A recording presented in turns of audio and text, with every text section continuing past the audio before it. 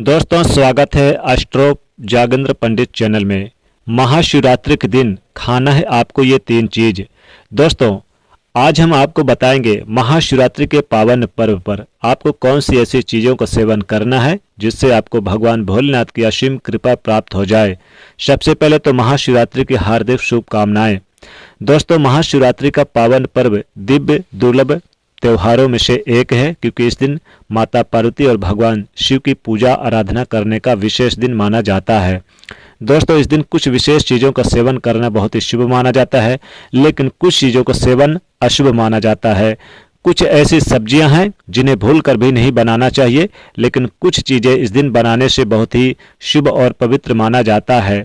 आज हम आपको बताएंगे क्या खाना है महाशिवरात्रि के दिन और क्या नहीं खाना है, किन चीज़ों का सेवन करने से महादेव की असीम कृपा प्राप्त होगी। दोस्तों, अगर आप ऐसा करते हैं तो निश्चित ही आपको महाशिवरात्रि के दिन भगवान भोलेनाथ की असीम कृपा प्राप्त होगी, क्योंकि यह पवित्र त्यौहार है, बहुत ही शुभ है। साल भर में ये सभी शिवरात्रि में से जो ये शिवरात्रि आती है, इसे महाशिवरात्रि इसीलिए कहा जाता है क्योंकि इस दिन कई दिव्य दुर्लभ शुभ संयोग बन रहे हैं। इस बार 300 सालों के बाद ऐसा दिव्य दुर्लभ शुभ संयोग बन रहा है महाशिवरात्रि के दिन। दोस्तों, आइए जानते हैं इस दिन क्या खाना चाहिए, क्या नहीं खाना चाहिए, पूजा कैसे करें और कैसे महादेव को प्रसन्न करें, ताकि महादेव की असीम कृपा आपके और आपके पूरे परिवार के ऊपर बरसती रहे। महाशिवरात्रि का जो महापर्व है, इस बार 15 फरवरी 2026 दिन रविवार के दिन है। चतुर्दशी तिथि इस दिन शाम के समय लग रही है। चूंकि रात्रि में व्रत रखना या फिर पूजा करने का विशेष विधान है, इसलिए सुबह प्रातः त्रयोदशी तिथि रहेगी और शाम के समय शिव चतुर्दशी तिथि रहेगी।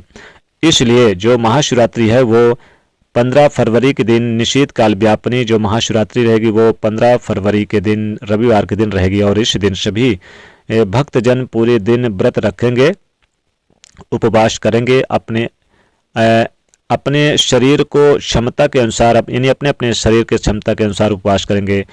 साथ ही व्रत तथा उपवास करना चाहिए। वैसे तो महाशिवरात्रि का व्रत निर्जला और निराहार किया जाता है, लेकिन यदि आप किसी कारणवश निर्जला निराहार नहीं रख सकते तो आप फलाहार करके ही महाशिवरात्रि का व्रत रख सकते हैं। लेकिन प्रयास करना चाहिए कि इस दिन आप फल और दूध से बने हुए वस्तुओं को लें और रात्रि के समय जब भोलेनाथ की पूजा अर्चना करें तो उसके बाद आप अच्छी तरह से फलाहार करें। इस तरह आपको भोले बाबा को प्रसन्न के लिए महाशिवरात्रि का व्रत 15 फरवरी 2026 दिन रविवार को रखना है।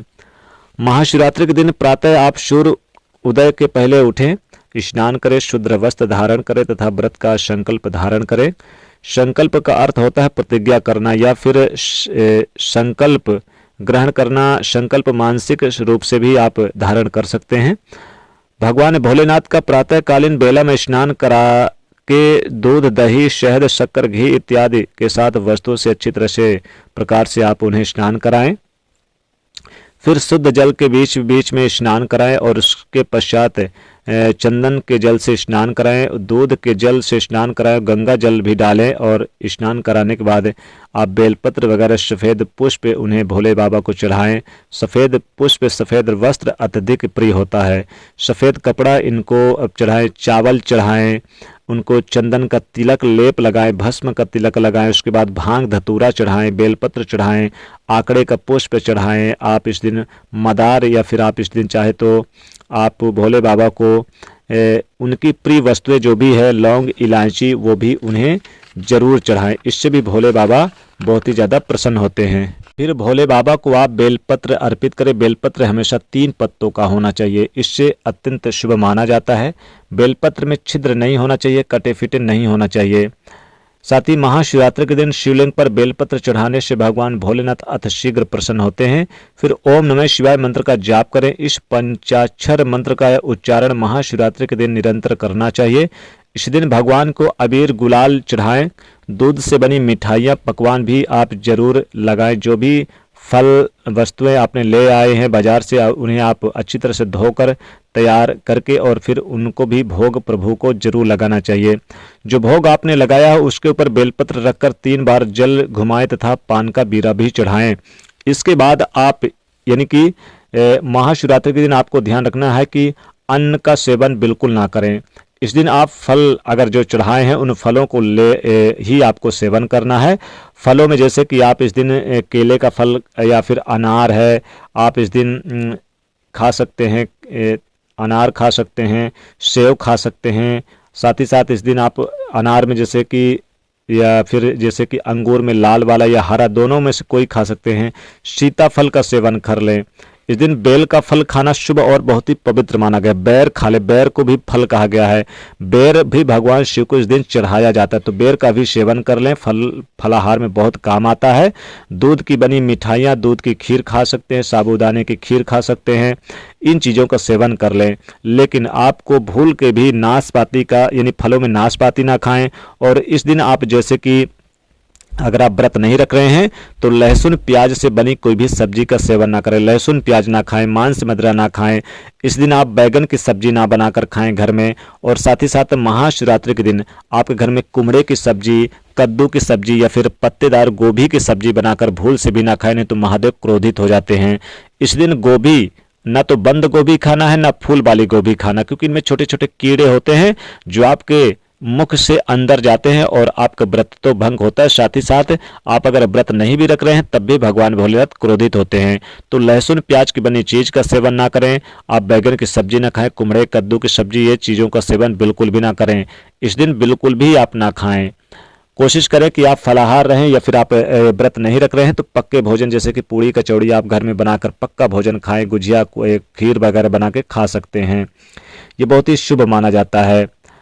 महाशिवरात्रि के दिन आप 4 पहर की पूजा अवश्य करें। वैसे तो 4 पहर का जो योग होता है वो रात्रिकालीन 4 पहर का योग माना जाता है। शिव जी की पूजा में बेलपत्र अगर अर्पित कर दे तो सर्वोत्तम होगा, जो भगवान शिव की आराधना के लिए बहुत ही पवित्र माना जाता है, बहुत ही खास माना जाता है। इस बार की महाशिवरात्रि पर पंचग्रही योग बन रहा है। साथ ही साथ इस बार एक महाशिवरात्रि पर शिव नामक योग, महालक्ष्मी योग बन रहा है।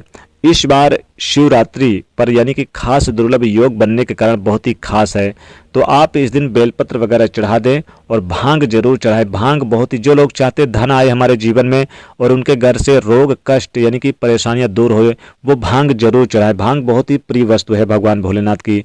दोस्तों, इन चीज़ों को जो हमने बनाया है वो बताया वही चीज़ों का सेवन करें, और जिन सब्जियों को हमने बताया कि नहीं खाना है उन चीज़ों का सेवन भूल के भी ना करें। तो दोस्तों, आशा करते हैं आपको ये वीडियो बहुत ही पसंद आया होगा। तो वीडियो को ज़्यादा से ज़्यादा लोगों तक शेयर करिएगा, वीडियो को लाइक करिएगा और चैनल को सब्सक्राइब करिएगा। हर हर महादेव।